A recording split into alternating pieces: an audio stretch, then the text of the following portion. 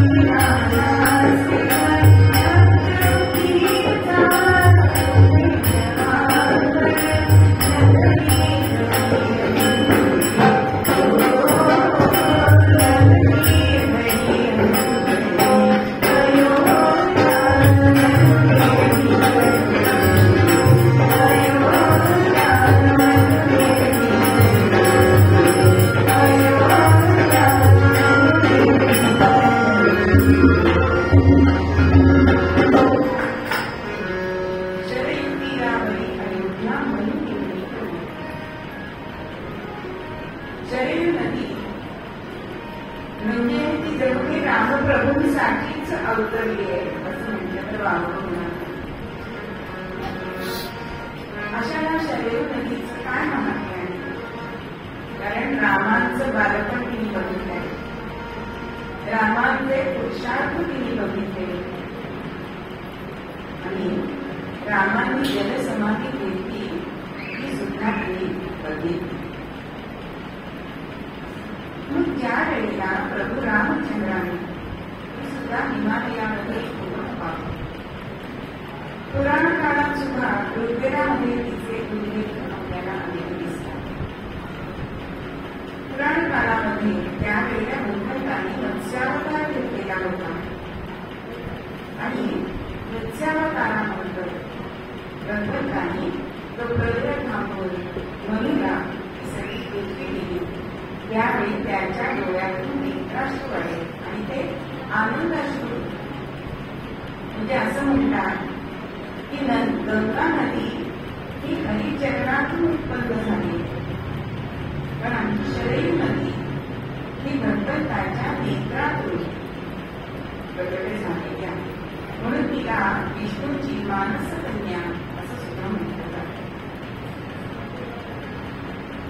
तिला काली नदी असं सुद्धा म्हणतात. तिचं अजून एक घागरा नदी म्हणून पण नाव आहे. पण ही नदी आहे ती शाप, तिला शाप दिलेला आहे. हा शाप कोणी दिला? तर ज्या वेळेला प्रभू रामचंद्रांनी शरीरमध्ये जलसमाधी घेतली त्यावेळेला आपल्या दैवतांनी जलसमाधी घेतली हे बघून भगवान शंकर अत्यंत क्रोधायमान झाले आणि त्या क्रोधित अवस्थेमध्ये त्यांच्या मुखातून शापवाणी उच्चारली गेली आणि ते म्हणाले की तुझं पाणी पूजेसाठी प्रार्थनेसाठी कशालाही वापरलं जाणार नाही.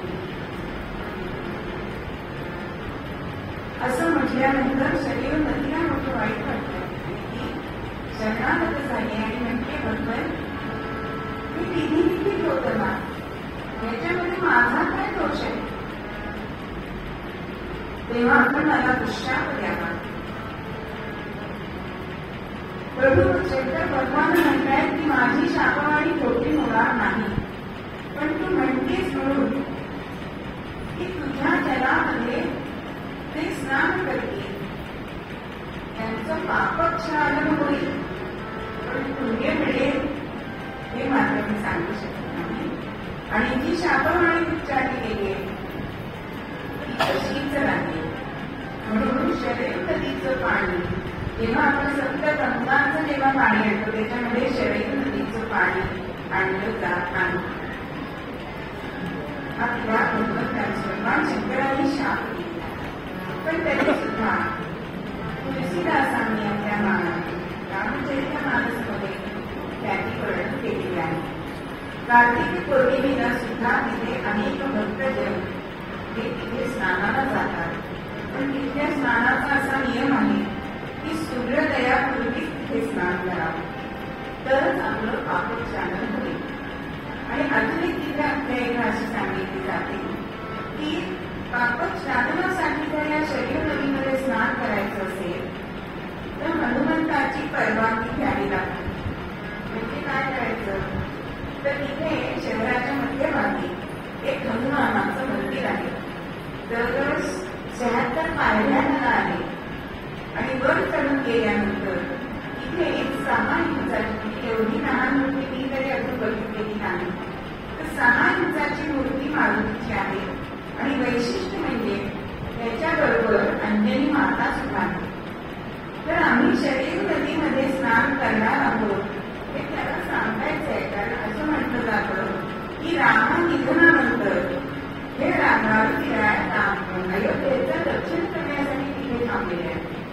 पण प्रभू रामचंद्रांनी त्यांना ती जबाबदारी अशी ही शापित नदी असणारी, पण रामचंद्राच्या पदस्पर्शाने पुनीत झाली अशी ही आमची शरीर नदी. आज आपल्याला दुसरी नदी बघायची ती मानगंगा नदी.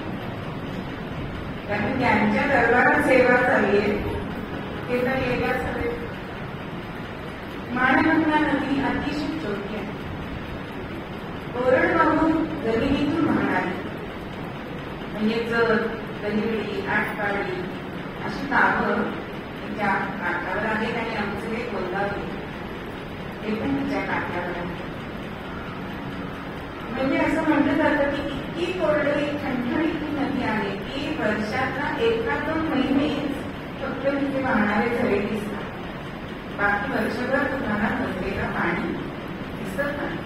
आता आपण बाहेर बोर्ड सुद्धा लावलाय की पाणी अत्यंत कमी आहे अशी या माणगंगा नदीची ही आहे. तिच्यावर सुद्धा बरेच बंधारे बांधलेले आहेत. पण सांगोल्यामध्ये एक वैद्यनाथ कुंभळे नावाचे ग्रस्त आहे, तरुण आहे, म्हणजे त्यांचं वय आहे 77. अगदी अशीच तरुण माणसं जास्त काम करताना दिसतात. आमची आजी म्हणायची म्हातारे झाले तरणे आणि तरण्या झाल्यापर्यंत असं म्हणायचं. म्हणजे ज्येष्ठ लोक काम करतात पण तरुण पिढीला काम करायची सवय नाही. तर या वैद्यनाथ डोंगऱ्यांनी गेली 9-10 वर्ष इतकी या माणगंगा नदी स्वच्छ करण्यासाठी मेहनत केली की जी झाडा झुडपा तपलेली होती, बांधकामे प्रदेशात गेली अशी तिथे ते सगळे स्वच्छ केले. म्हणजे तिचं पात्र जे 100 मीटर होतं ते आज त्यांच्या अथक प्रयत्नाने ते 400 मीटर झालेलं आहे, इतकं रुंद झालेलं आहे. आणि दुसरा म्हणजे कृष्णा माणगंगा जोड प्रकल्पाचा कागदोपत्री आलेला आहे. पण ह्या जोड प्रकल्पाने काय होईल तर कृष्णा नदीचा जो पुराणी जो तडाखा असतो ज्यांना मिळतो तो तडाखा त्यांना बसणार नाही आणि 12 महिने इकडे पाणी येईल अशी ही योजना आहे. आणि ती लवकरात लवकर फलप्रद व्हावी अशी महाराजांच्या अर्पण करायची प्रार्थना करू. अशी ही माणगंगा नदी. आज आपण ह्या नद्यांचा आपण महत्व बघतोय गेले 9-10 दिवस. मग ह्या नद्या आपल्याला अनेक संदेश देत असतात. आपण तिथे कोण बघितले, किती भेदभाव करत नाही, परोपकार करत राहते, सगळ्यांना सामावून घेते आणि ती आपलं जीवन समर्पित करते. कोणाला? सागराला समर्पित करते. किती समर्पित करते तर स्वतःचं गोड पाणी हे खारं होऊन जातं. ते स्वतःचं अस्तित्व सागरामध्ये मिसळून घेतात. खारं पाण्यावरून आठवलं की शरीर नदीची आधुनिक माहिती म्हणजे वशिष्ठ मुनींनी वाल्मिकी रामायणात वाल्मिकींनी तिचं पाणी कसं आहे तर उसाच्या रसासारखं गोड आहे असं वर्णन वाल्मिकी रामायणामध्ये केलं आहे. मग अशी ही नदी ही समर्पित असते. आपण लग्नामध्ये सुद्धा नद्यांचं मंगलाष्टक म्हणतो. का म्हणतो? तर आपण मंगलाष्टक का म्हणतो, कशासाठी म्हणतो की आपण गावीच त्या जात नाही. वधूवरांचं तर लक्षच नसतं, हल्लीच्या वधूवरांचं लक्ष नसतं. कधी येताना अंतर्गत बाजूला होतोय आणि आम्ही माळा म्हणतोय असं त्यांना झालं नसतं.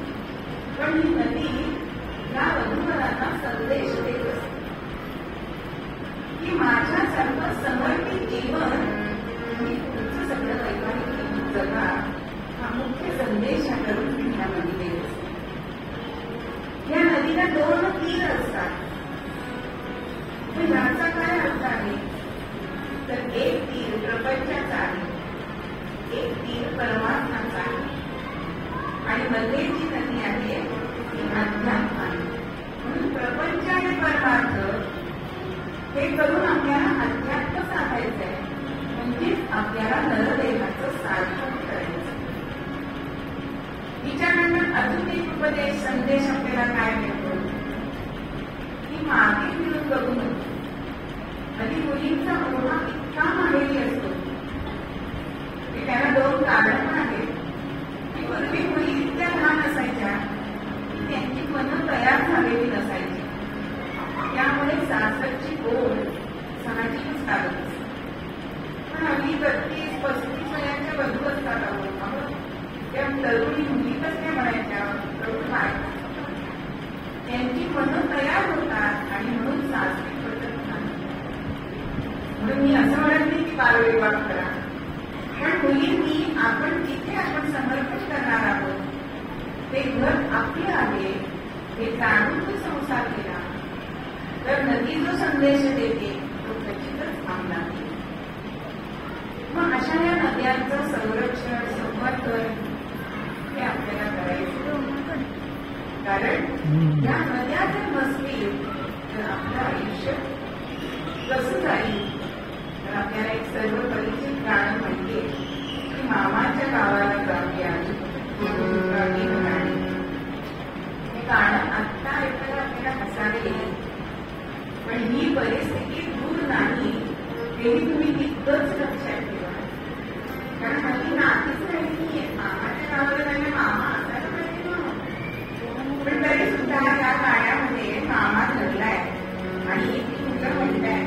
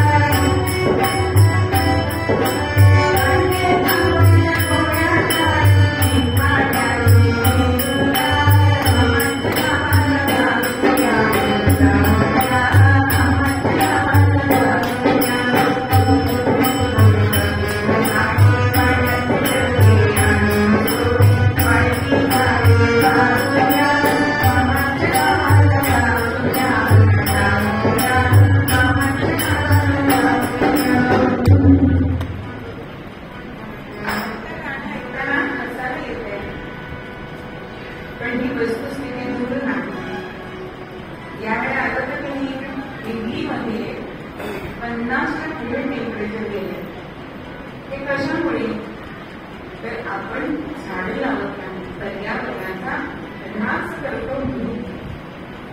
शेवटच्या कड्यामध्ये सांगितलं की मामा मोठा तारेला आंघोळीच्या गोळ्या आणले 4 कोरड्या पाण्याने धुवून घ्या.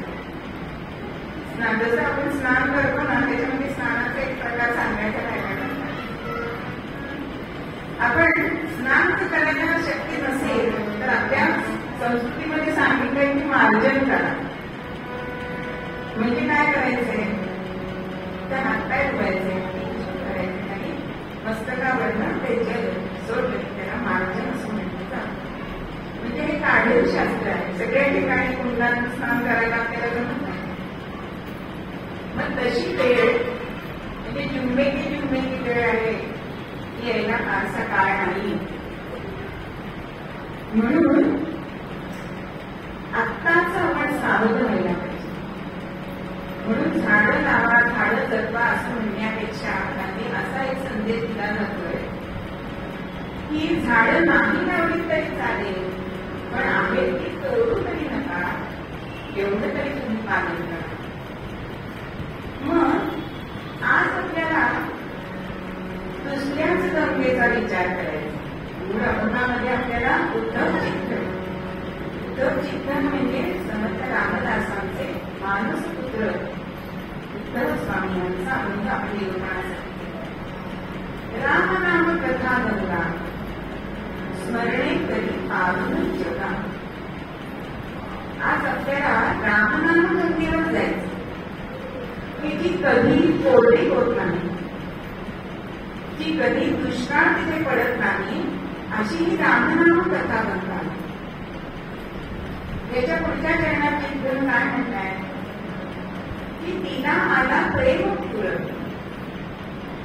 या रामनाम कथे गंगेला प्रेमाचा पूर येतो. त्यामुळे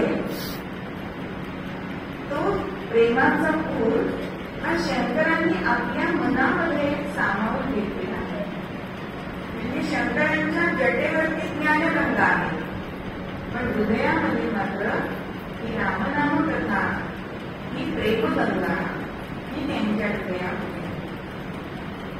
ज्या वेळेला रामनाम घेत होते शंकर भगवान, विषप्राशन केलेलं होतं आणि ते विष या कंठामध्येच राहिले. का बरं? तर हृदयस्थ परमात्मा श्रीराम प्रभू हृदयात होते आणि मुखामध्ये श्रीराम केला ऐके राम हे नामस्मरण होतं. म्हणून त्या हराहराला वर येता येणार आणि खाली जाता येईल. असा हा रामकथेचा जो प्रेमपूर आहे तो शंकर भगवानांनी हा आपल्या हृदयामध्ये सामावून घेतलेला आहे. तो निजानंदामध्ये ते रंगून गेलेले आहे. मग हा रामकथा म्हणजे रामनामाचं काय एवढं महात्म्य आहे बघ. तर हे अत्यंत सोपं आहे, सुलभ आहे. म्हणून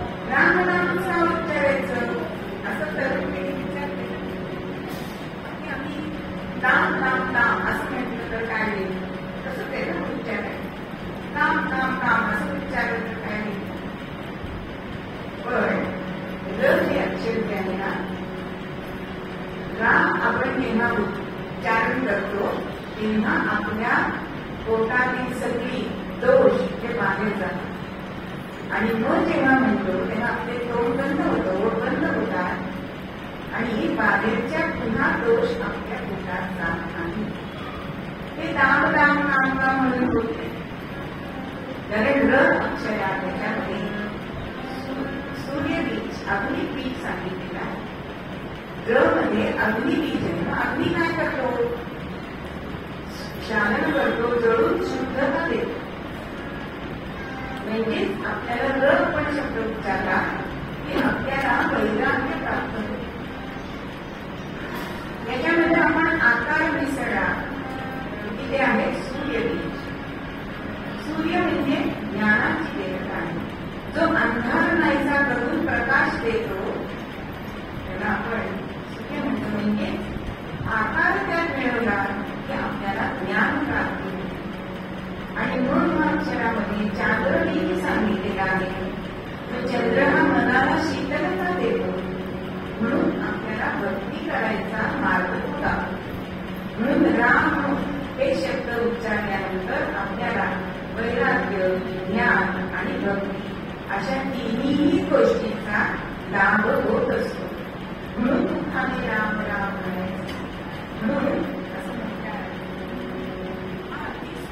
मार्ग सांगितलेला आहे.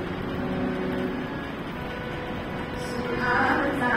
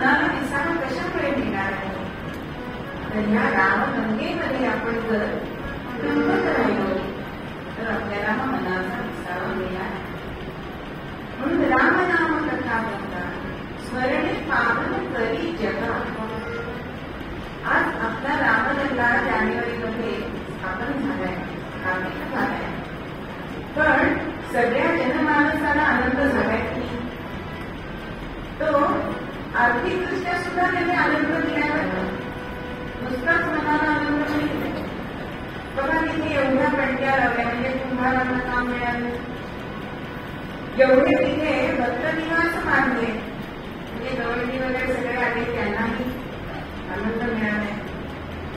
तर त्या स्थापनेसाठी अनेक गायक नर्तक बोलवले होते, मानानी बोलवले होते, वेदशास्त्र संपन्न असे गुरुजी बोलवले होते ना. सध्याचा मानसिक आनंद झालाय. एक रामलंका स्थापित झालाय आणि तो सुद्धा 500 वर्ष आहे. मग एवढा आनंद जर आपल्याला होत असेल तर कायमस्वरूपी आपण त्या नामपत्रे नंदी मंदिर पाहत राहिलो तर त्याचा आनंद किती आहे, त्याचा लाभ आपल्याला किती मिळणार आहे. म्हणून उद्धव स्वामी म्हणतात की आम्ही रामाचे पायक, आमचा श्रीराम नायक. आम्ही या रामाचे पायक म्हणजे सैनिक, पण आम्ही आमचा नायक कोण आहे? प्रभू श्रीराम. बघा, श्रीराम हे आपल्या जन्माचं केंद्र सांगितलेलं आहे आपल्या व्यवहारात. आणि केंद्रबिंदू असल्याशिवाय वर्तुळ काढता येतं का? इथे आपण कंपासचं पेट ठेवून वर्तुळ काढतो. म्हणून असं म्हणते की परिघ म्हणजे कृष्णाचं जीवन आहे आणि जीवनाचा केंद्रबिंदू हा प्रभू रामचंद्र आहे. आज सुद्धा आपण ठरवलं की रामासारखं वागायचं आहे तर आपण वागू शकतो की नाही? आई वडिलांची सेवा करू शकतो, खरं बोलू शकतो, एकपात्री व्रत पाळू शकतो. असं कितीतरी गोष्टी आपण ठरवलं तर आचरणात आणू शकतो. म्हणजे राम जीवन जे आहे आपल्या जीवनाचा आदर्श आहे. कुठलीही परिस्थिती जर आपल्याला आली तर आपण मनाला प्रश्न विचारूया ना की आता ह्या परिस्थितीत प्रभू रामचंद्रांनी काय केलं असतं तर आपल्याला उत्तर मिळेल. म्हणून ह्या रामकथेमध्ये आपण गुंतवायचे रामदासांची मावळी म्हणजे प्रभू रामचंद्रांनी रामदासांना हा अनुभव दिलेला आहे म्हणून ती त्यांची सद्गुरू मावळी आहे. आणि आळशावरी गंगा. आपण सगळी माणसं हा मोहसागरात उडत असतो, तरंगत असतो, आपल्याला पुढे जाता येईल आणि आपला विचारही तिथपर्यंत पोहोचत नाही. पण ही रामकथा गंगा आपल्या जवळ आली आहे तरी सुद्धा आपण त्याचा लाभ भेटणार नाही. आळशीपणाने ते घेत नाही रामनाम तर आपण काय पद्धती होती. म्हणून उद्धव चिंतन म्हणतायत की सर्व रामार्पण समर्पण. आमचं जे काही आयुष्य आहे ते रामार्पण आम्ही केलं तर हे रामनाम आपल्याला खचितच तारून होईल. म्हणून मूळ प्रज्ञामध्ये आपल्याला उद्धव चिंतन सांगतात राम नाम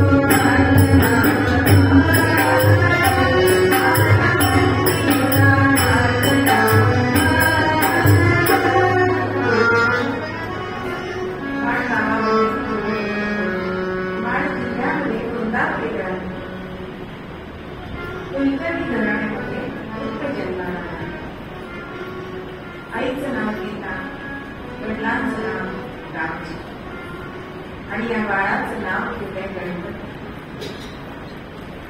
पण लाडाने सगळे त्याला गणूच म्हणायचे. आणि बारशाच्या दिवशी ह्या मुलाचं जातक वर्तवलं. काय सांगितलंय ज्योतिषाने? यांच्या घरी लक्ष्मी पाणी हा कशामध्ये लिप्त होणार नाही. हा लोकांचे संसार करेल, पण ह्याला काही कमी पडणार नाही. आणि मनुष्यांच्या घटामध्ये हा रामनामाही ते घड घडून टाकेल असं भविष्य जातक करतो. दिसा मासा हा बोलला. लहानपणीचे खेळ सुद्धा अहो 3 दगड ठेवावे राम लक्ष्मण म्हणून पूजा करा, त्याचं भजन अर्चन करा. आणि लहानपणापासूनच मोठी होती ती निर्मोही.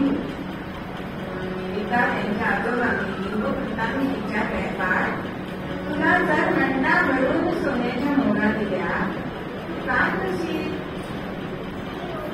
आत्ताची मुलं असतील ते कॅडबरी आणि असं सांगितलं. पण ह्या कळूनही काय सांगितलं की ते गोर गरिबांना वाटतं आणि तुला राजा केलं तर मग माझ्या राज्यामध्ये कोणीही दुःखी राहणार नाही असं उत्तर आपल्या आजोबांना त्यांनी.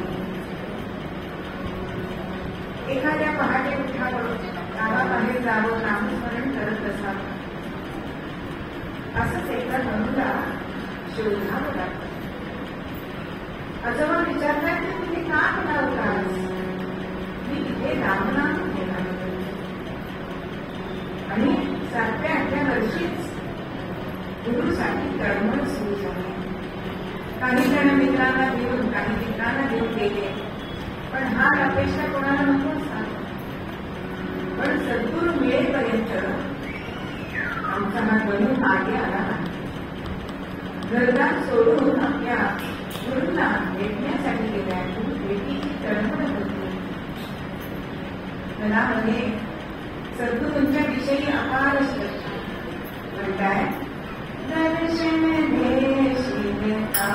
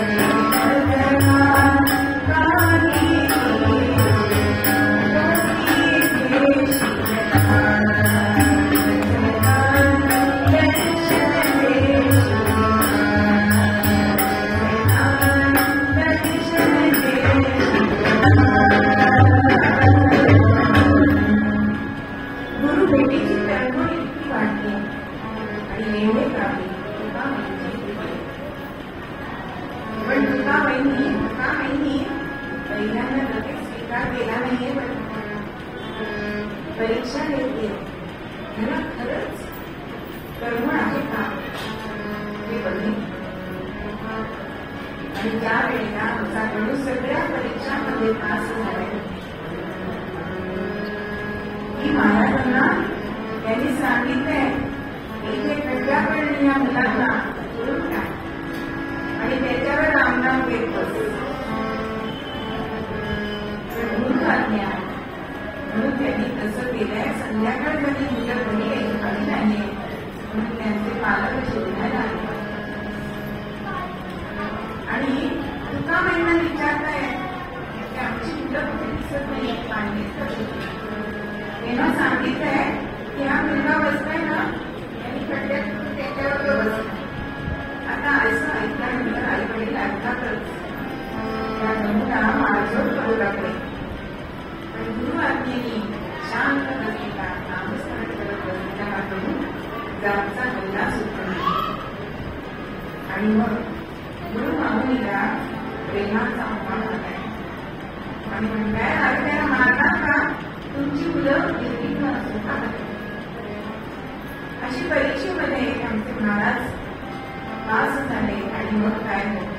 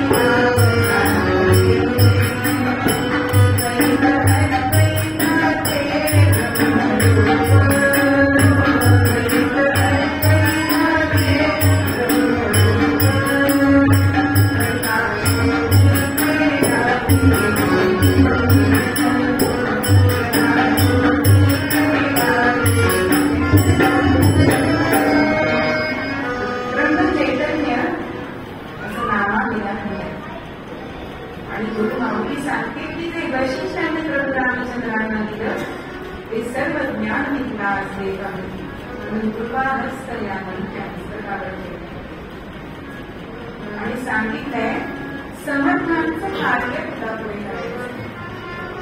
रामनामाचा प्रसार आणि प्रचार हा तुला करायचा.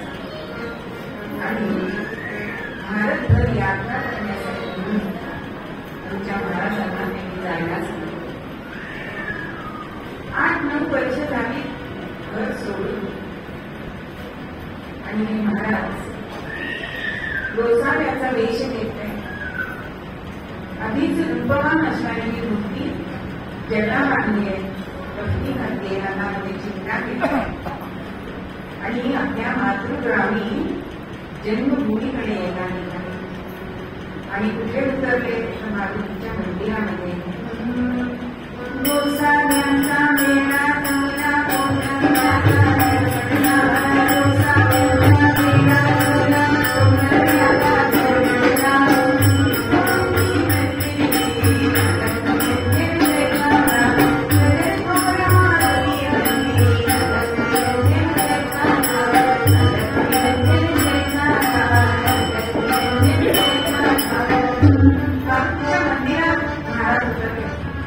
गावकरी सगळे दर्शनाला येतात. जसे गीतामाई आणि रावती सुद्धा येते. आपल्या आईवडिलांना मनातूनच नमस्कार केलाय, अजून ओळख दाखवायची नव्हती. पण दाची पाटी म्हणून होते ते गांजासाठी म्हणून कामाला गेले आणि त्यांनी महाराजांना ओळखलंय. कारण त्या कानाची दिपाळी काढून दिली होती, त्यामुळे कान तुटलेला होता. आणि आता उद्याच आपण गीतामाईकडे जायचं आणि सांगायचं की हा गोसावी साधा सुद्धा नाही तो आपल्याकडून. पण तोपर्यंत महाराज ते लगेच सांगितले. सासूवाडी कातवड आली, तिथे सुद्धा ती पत्नी तिचे आई वडील म्हणजे यांचे सासू सासरे नारायण म्हणाला आहे की लग्न झाल्यास तिचे पती सोडून गेले तरी भेट होईल. महाराजांच्या मनात असं येतंय की माझ्यामुळे मी हा साथीला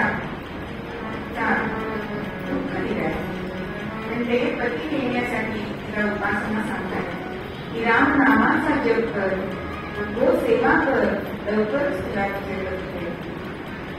तिथून गेले ते चुलत बहिणीकडे गेले. भीमाताई भिक्षा वाट, पण भीमाताईने सुद्धा ओळखले नाही. आणि इतकी का संसारामध्ये घडून गेली तुला आत्मगुण ओळखू येत नाही. आणि ती आश्चर्याने म्हणते आणि गणू ते म्हणते आत्ता अजून मला लोकांमध्ये प्रकट घ्यायचं नाही. आणि मग अशी एक वेळ आली की गीता मायकडेच भिक्षा मागण्यासाठी गोसाव्याच्या रूपामध्ये आल्या. आणि त्या गोसाव्याला बघून गीता माईला असं वाटलं की माझा गणू सुद्धा असा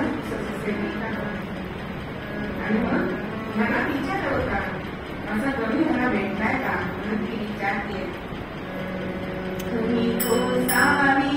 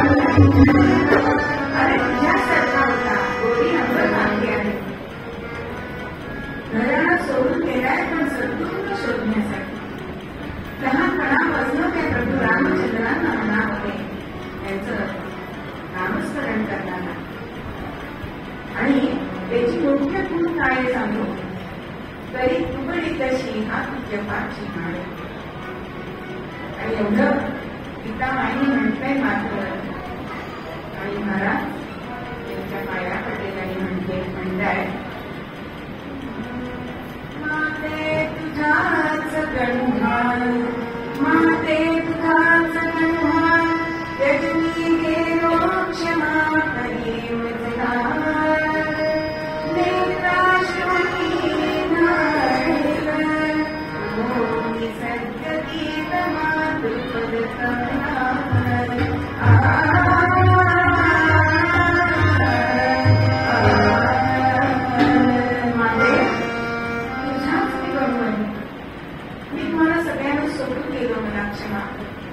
आणि स्वतःच्या नेत्राची मी आईचे पदकमल शाळून गेली. गीता माईचा आनंद काय करणार, अत्यंत आनंदित झालीये. गोंधळामध्ये अनंत आनंद झालाय. गोसाव्याचा वेश विधी करून उतरवलाय. आता पत्नीला म्हणजे सरस्वतीला ठाकून बोलवून आणले आणि संसार सुरू केले. पुढे पत्नीला सुद्धा आपल्या गुरुंकडे नेले. पुत्र झालाय, पण त्याचं बारसं काही महाराजांनी करून दिलं नाही, कारण जाणत होते की नंतर पुढे गीतामाईच्याच आग्रहाने दुसरी पत्नी केली यांनी आमच्या आईसाठी. तिचं नाव सुद्धा सरस्वती केलं. पण महाराजांनी गीतामाईला काय सांगितलं, ही मुलगी पसंत करून आलोय आणि ती तुझ्याकडे डोळे वर करून सुद्धा बघणार नाही. अहो, अंध होती, पण तिचं कल्याण होईल म्हणून महाराजांनी तिच्याशी विवाह आणि गोंधळ्यामध्येच महाराज राहायला लागले. सगळ्यांना जेवण करावं, रामनाम घ्यायला लावावं आणि मग गोंधळ्याला अहो उत्सवाचं स्वरूप आले.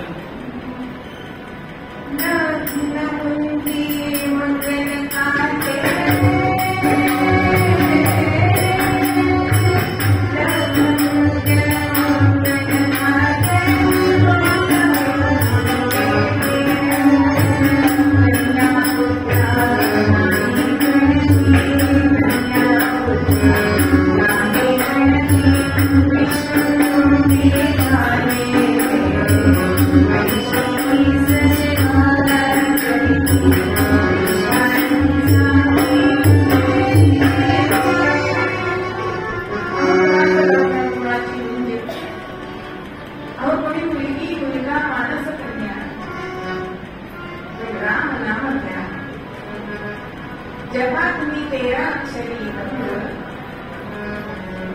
म्हणजे तुमचा लक्ष 84चा 13 चुकेल असं आमचे महाराज सांगायचे. अनेक शिष्य झाले. आईला काशी आपल्याला होते, पण किती विरक्त हो. कारण गीतामाईने सांगितले आपल्या घराकडे लक्ष ठेवा, मुलग्याची सांगायची करतच होती.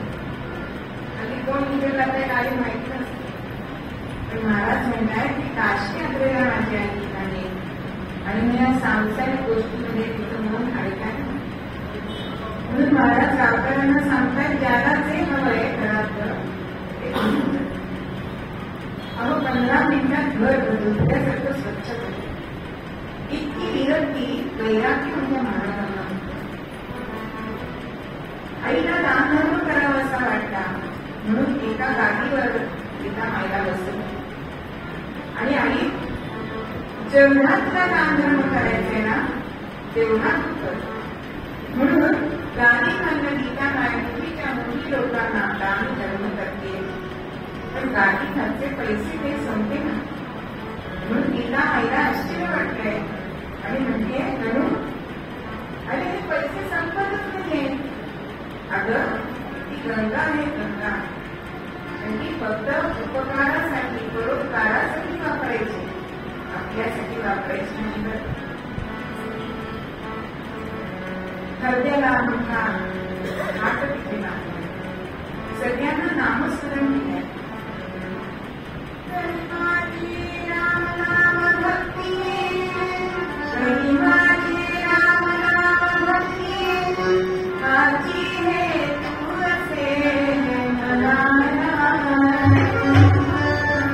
तुझे रामभक्ती वाढावी हाच हेतू फक्त आमच्या महाराजांचा. मग त्यासाठी त्यांनी काय केलं, जगत पूजा साधन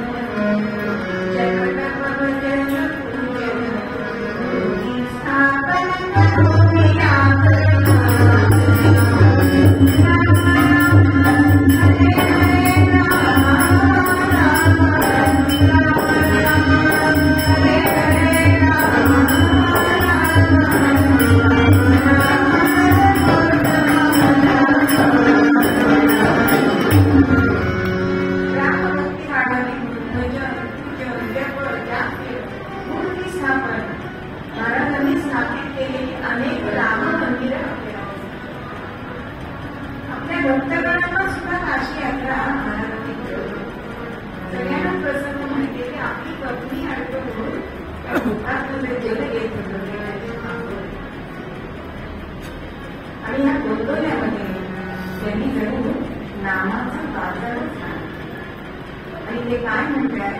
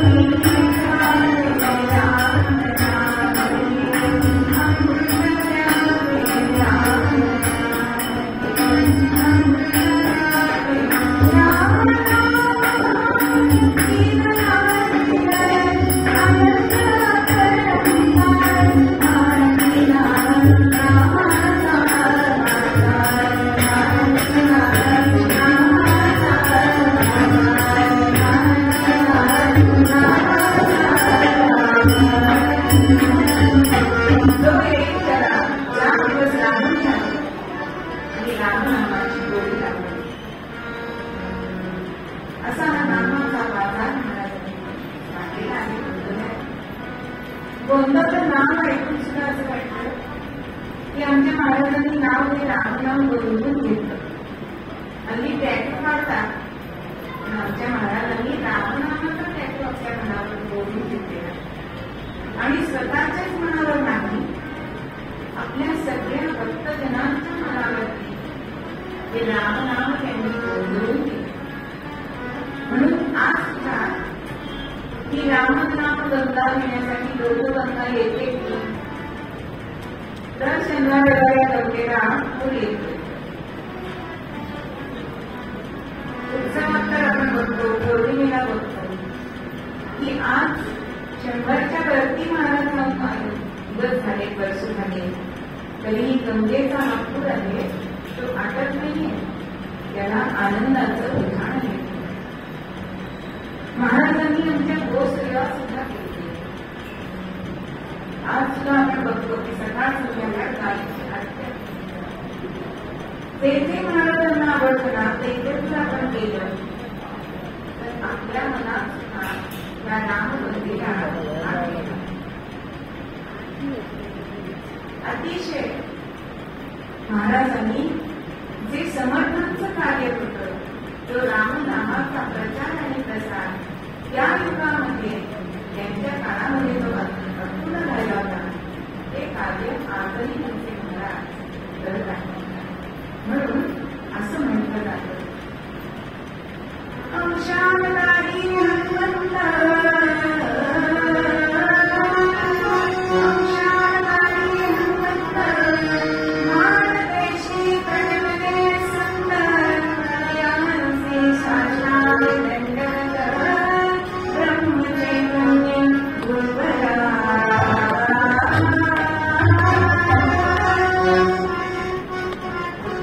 मानदेश हा जरी कोरड वापरू तरी आमच्या महाराजांनी इथे राम नाम गंगा विज्ञान आणि अशी या गंगेमध्ये आपण सतत पावन होऊया. आपलं सगळं सर्वस्व रामार्पण करूया. अहो आळसणारे आहे गंगा, इतकं सोपं नाव असणार हे राम नाम जे आहे ते अल्प आहे, साधीर आहे, सुखाचं आहे आणि दैवही देणारं आहे, मोक्ष प्राप्ती करून देणारं आहे आणि सगळ्या जगाला पावन करणारं आहे. असं हे नाम आपण सगळ्यांनी घेऊया. आणि महाराजांच्या ते त्यांनी सांगितलंय की जेथे चाले राम नाम तेथे आहे महासत्ता.